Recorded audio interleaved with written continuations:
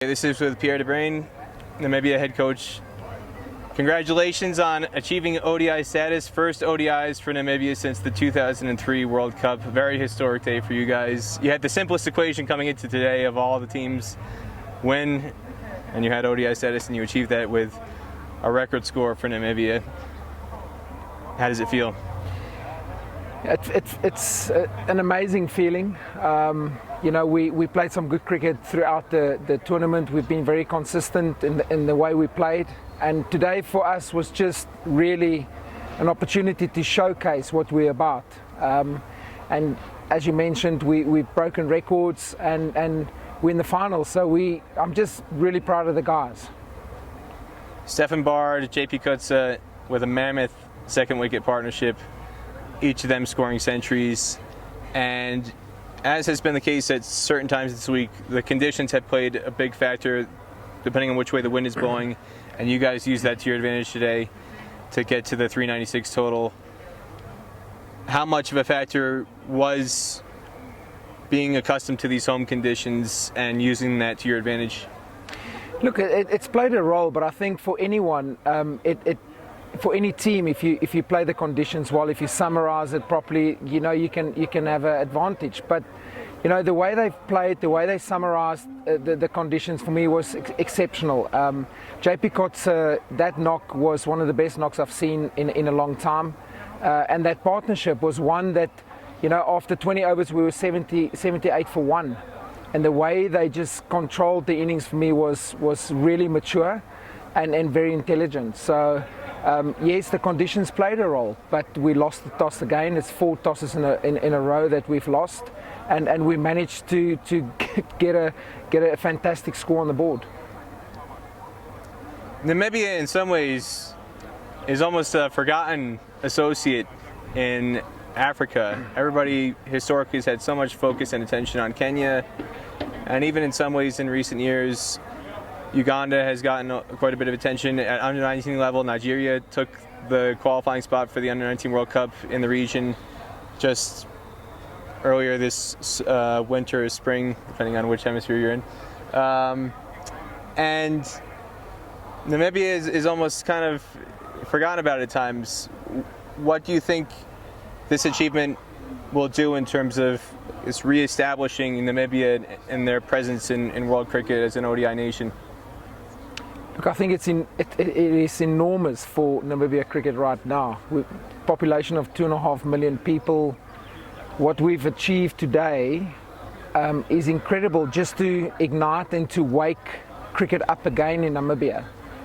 And you know, it's a big region. There's a lot of talent in the under 19 setup, and I just believe that what we've achieved today has really woken young players up in this country to say that I want to be part of that culture, and I want to be part of everything here that we've been building here for the last 16 weeks with the incredible squad. And I think for world cricket, this is really important. It shows that you don't need all the money or all the players or all the people in the world to achieve what we've achieved today. And I think it's you know, we're not going to stop. As a head coach now and as the director of cricket, I know what we need to do within our pathway. Really important from a development point of view to fast track certain players, but also to get more numbers and players playing cricket, young kids playing cricket within this country. And I think over the next 3 years we'll get a lot of answers in what Namibia can offer in world cricket. In terms of not just the match fixtures, but increased funding coming in now, going back a year to the same tournament, Gerhard Erasmus was kind of at a crossroads. Would he pursue a career in law, or if Namibia was able to get to Zimbabwe in the qualifier and achieve ODI status that way, would he be able to devote himself to cricket? He's finished his degree, he's been working as a lawyer recently, but what does it mean for guys like him who've had to juggle responsibilities? Is it an opportunity now to get some guys on full-time contracts, or what does it mean in terms of being able to compensate guys better to enable them to devote more time to training and better prepare themselves for what lies ahead with the 36 ODIs in the Cricket World Cup League Two? Yeah, look, I mean, at least we know now it's a 2.5 year period where we can commit. Players like Gerard Erasmus, which is a lawyer, he's qualified, but is he qualified in cricket? He wants to also be qualified in cricket, and I think it's such a exciting challenge. And for 6 or 7 or even more of our players that are working 9 till 5 every day, to be given a contract to say for the next 2 years you can commit to Cricket Namibia. We want to build something here. The most important thing is we want to sustain this now. We cannot afford to fall into a slump here where complacency is something where we think, okay, we've made it now. We haven't made it. It's for me now to make sure that we get a group of players, elite players, to buy in and to compete in this World League Two. What's the biggest takeaway from, I guess, this week and anything else in particular you're looking forward to going forward over the next 2.5 years? The biggest thing for me is that the 7th of January, this group of people, when I arrived here, we all agreed that we need to create a culture that's going to take us to the next level. And what these guys have done here and what they've sacrificed as a group of people, that to the training ground, workers arrive at training quickly, getting dressed into training gear to have a net.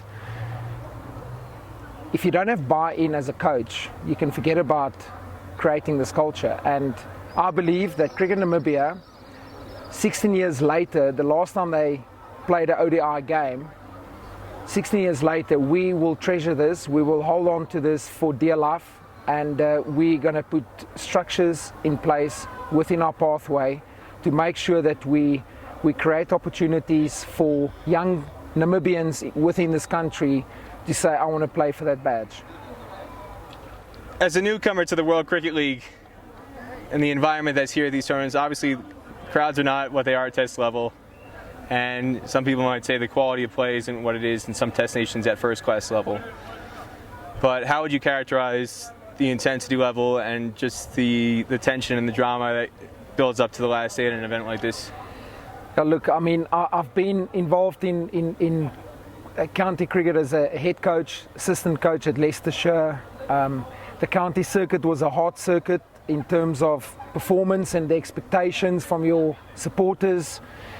But I tell you now that this for me was incredibly tense, and the pressure of these teams need to qualify, not want to qualify, need to qualify to develop their countries and their pathways. So for me it was just one of the most valuable experiences as a coach, and possibly the hardest.